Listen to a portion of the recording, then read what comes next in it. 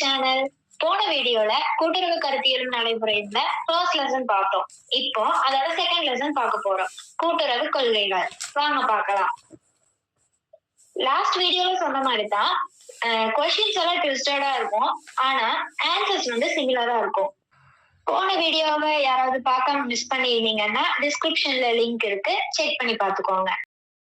மனித நலனையும் மனிதாபிமானத்தையும் பல திசைகளில் ஆய்வு செய்யும் அமைப்பு எது? கூட்டுறவு. அடுத்து, மனித நடத்தை மற்றும் நன்மை கருத்துக்களை ஆராயக்கூடிய அமைப்பாக கருதப்படுவது எது? கூட்டுறவு. அடுத்து, மனிதர்களின் நடத்தை, உணர்வு, மனிதாபிமானம் ஆகியவற்றை பல கோணங்களில் ஆராயும் துறை எது? கூட்டுறவு. அடுத்து, மனித வாழ்க்கையின் பல கோணங்களை புரிந்து ஆய்வு செய்யும் ஒரு முக்கிய அமைப்பு எது? கூட்டுறவு. அடுத்து, மனிதாபிமானத்தையும் சமூக நலனையும் விரிவாக பரிசீலிக்கும் அமைப்பு எது? கூட்டுறவு. அடுத்து, கூட்டுறவு என்பது கூட்டு வணிகத்துக்காக உருவாக்கப்பட்ட அமைப்பு என்று கூறியவர் யார்? ஹெச். கால்வர்ட். அடுத்து, கூட்டுறவை கூட்டு வணிக செயல் அமைப்பு என வரையறுத்த நிபுணர் யார்? ஹெச். கால்வர்ட். அடுத்து, கூட்டுறவு என்பது ஒருங்கிணைந்த வணிக நடவடிக்கைக்கான அமைப்பு என்று குறிப்பிட்டவர் யார்? ஹெச். கால்வர்ட். அடுத்து, கூட்டு வணிகத்திற்காக கூட்டுறவு உருவாக்கப்பட்டது என சொல்லும் கருத்து யாருடையது? ஹெச். கால்வர்ட். அடுத்து, cooperation is an association for joint business என்ற கூற்றை வழங்கியவர் யார்? ஹெச். கால்வர்ட்.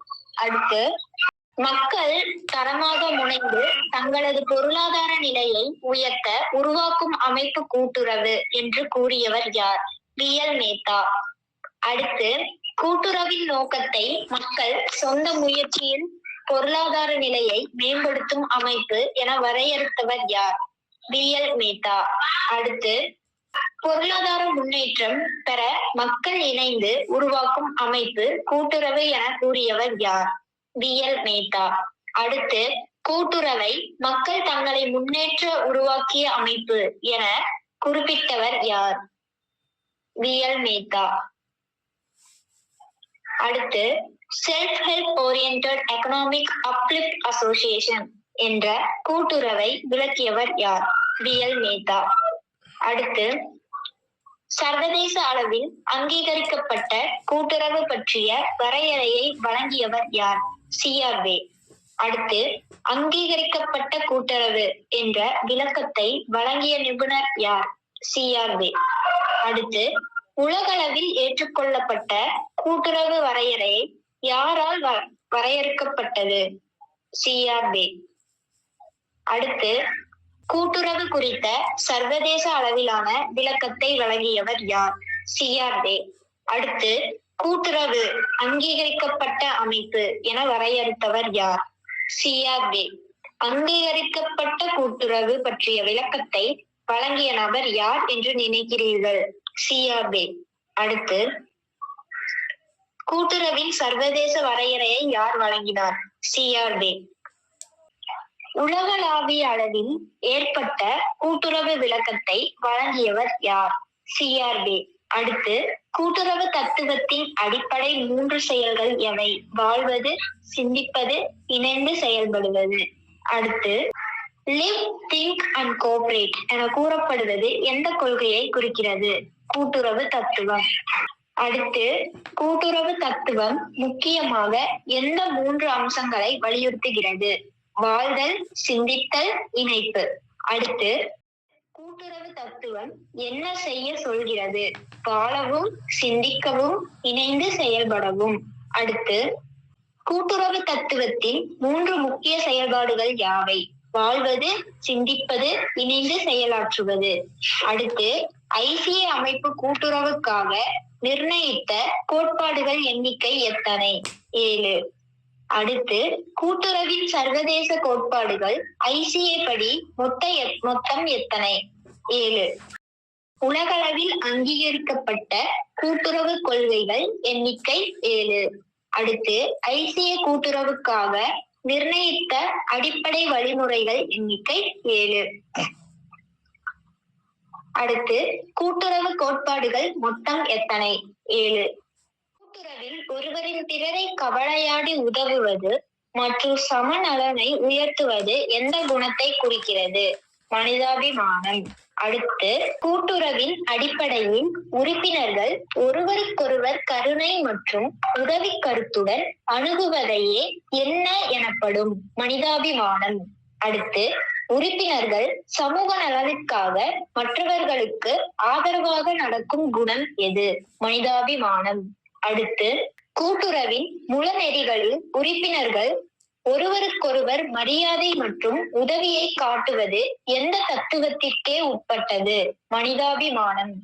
அடுத்து கூட்டுறவில் உறுப்பினர்கள் மற்றவர்களின் நலனுக்காக செயற்படுவது எதை குறிக்கிறது? மனிதாபிமானம். அடுத்து கூட்டுறவின் அடிப்படை சொற்களில் ஒன்றாக கருதப்படுவது எது? சுய ஆட்சியும் சுதந்திரமும்.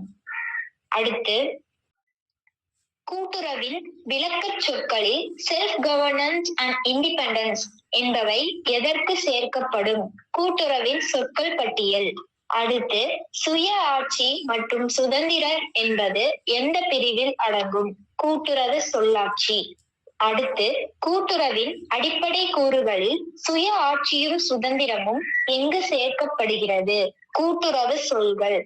அடுத்து கூட்டுறவின் பொது அர்த்த சொற்களில் ஒன்றாக கருதப்படுவது சுதந்திரமும் சுய ஆட்சியும். அடுத்து சுய ஆட்சியும் சுதந்திரமும் கீழ்கண்டவற்றில் எதை குறிக்கும்? கூட்டுறவு சொல்லாட்சிகளில் ஒன்று. அடுத்து மத்திய, மாநில மற்றும் தலைமை கூட்டுறவு சங்கங்கள் தகவல் பரிமாற்றத்தை வேகமாக செய்ய எந்த முறையை பயன்படுத்துகின்றன? மின்னஞ்சல். அடுத்து ஒரு கூட்டுறவு சங்கத்தின் முன்னேற்றத்திற்கு மற்றொரு கூட்டுறவு சங்கம் என்ன செய்ய முடியும்?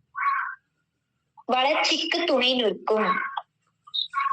அடுத்து கூட்டுறவு இயக்கத்தில் அரசின் பங்குகளை பற்றிய சரியான கூற்று எது? அரசால் பங்குகளை விற்க இயலாது. அடுத்து கூட்டுறவு சங்கத்தின் துல்லிய விதிமாற்றத்தை செய்ய யாரின் ஒப்புதல் அவசியம்? உறுப்பினர்கள் ஒப்புதல். அடுத்து எந்த கூட்டுறவு அமைப்பிலும் ஆய்வு, பிரிக்கை மற்றும் விசாரணை நடத்த அதிகாரம் யாருக்கு வழங்கப்பட்டுள்ளது? பதிவாளர். அடுத்து கூட்டுறவு நிறுவனங்களின் நிர்வாக குழுவிற்காக நிர்வாக உறுப்பினர் நியமிக்கும் அதிகாரம் யாருக்கு வழங்கப்பட்டுள்ளது? பதிவாளர் அல்லது கமிஷனர். அடுத்து கூட்டுறவு சங்கங்களின் தீர்மானங்களில் அரசு தலையிடும் அதிகாரம் அந்த சங்கத்தின் ஜனநாயக செயல்முறைக்கு எவ்வாறு கருதப்படுகிறது? முரண்பட்டதாக. அடுத்து இந்த ஆண்டில் கூட்டுறவு இயக்கம் மாகாண அரசின் கட்டுப்பாட்டிற்குள் கொண்டு வரப்பட்டது? 1919. கூட்டுறவு சங்கங்கள் சரியான முறையில் முன்னேறாமல் இருக்க முக்கிய காரணமாக எது கருதப்படுகிறது? வழிகாட்டும் தலைமையும் குறைவு. அடுத்து அகில உயர்நிலை கூட்டுறவு இயக்கத்தை வழிநடத்திய தலைவராக அறியப்பட்டவர் யார்? Sir Frederick Nicholson.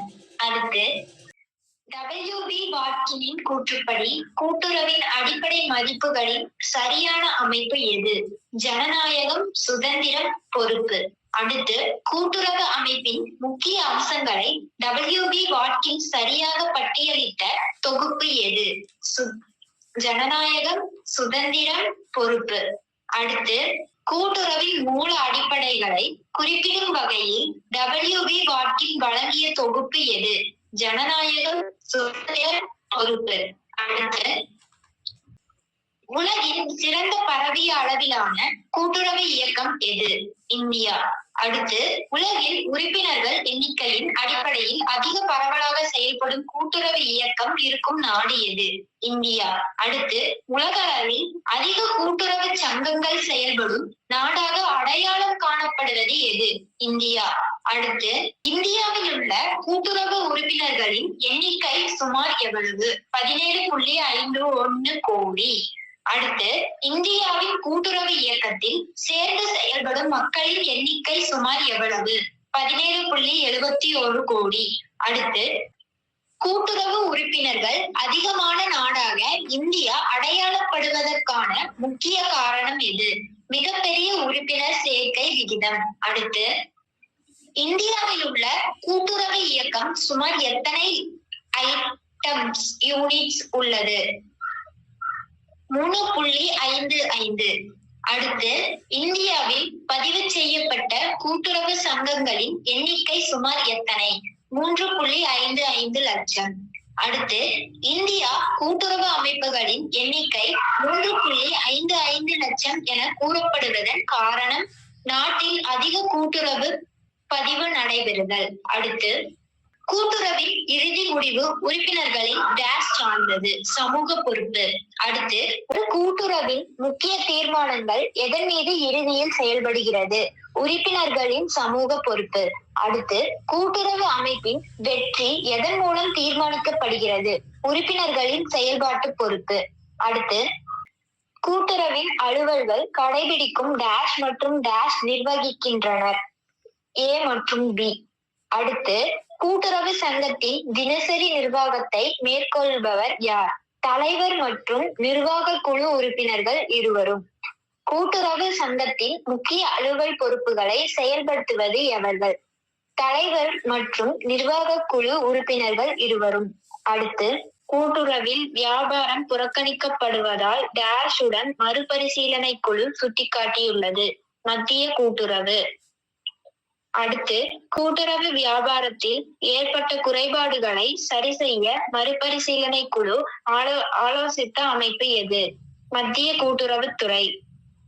அடுத்து, கூட்டுறவு வியாபாரம் சரிவடைந்ததற்கான காரணங்களை ஆய்வு செய்யும் பொறுப்பை எந்த அமைப்பு கண்டறியும் என மறுபரிசீலனை குழு கூறுகிறது? மத்திய கூட்டுறவு அமைப்பு. அடுத்து, காவலாண்மை உடன் மறுபரிசீலனை குழு தலைவர் யார்? ஸ்ரீனிவாச ஐயர். காவலாண்மை தொடர்பான மறுபரிசீலனை குழுவை தலைமையேற்ற நிபுணர் யார்? ஸ்ரீனிவாச ஐயர். அடுத்து, துறையில் மாற்றங்களை பரிந்துரைக்க உருவாக்கப்பட்ட காவலாண்மை மறுபரிசீலனை குழுவின் தலைவராக இருந்தவர் ஸ்ரீனிவாச ஐயர். அடுத்து, எந்த கமிட்டியின் பரிந்துரைகளின்படி வியாபார வளர்ச்சி திட்டத்திற்கு அதிக முக்கியத்துவம் சொல்லப்பட்டுள்ளது? ஸ்ரீனிவாசன் ஐயர் கமிட்டி.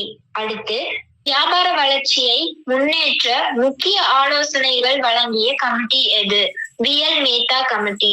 அடுத்து, கூட்டுறவு வியாபாரம் விரிவடைவதற்கான நடவடிக்கைகளை பரிந்துரைத்த குழு எது?